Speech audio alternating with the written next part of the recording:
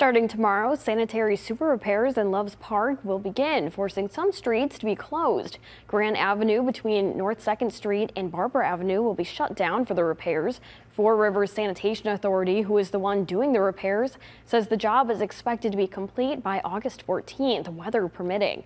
Traffic control measures and a detour will be provided. Find yourself driving near or through work zones. Leaders urge you to be cautious.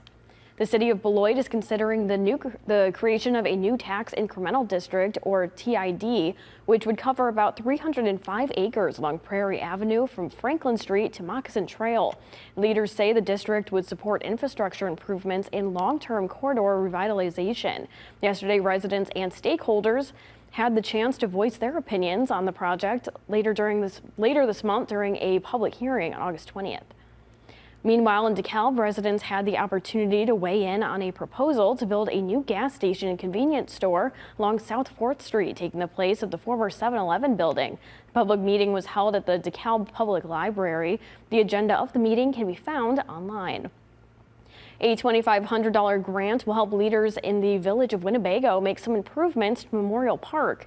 The grant was awarded by the Community Foundation of Northern Illinois in its Neighborhood Grant Program, which officials say encourages the work and supports neighborhood groups to promote civic pride in their community.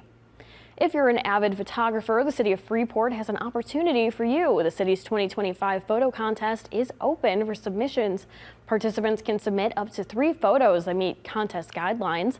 Photos that won't be accepted are portraits, pictures taken outside the city limits, photos taken more than 18 months ago, and pictures with watermarks or professional logos. The contest ends August 31st. More information can be found online.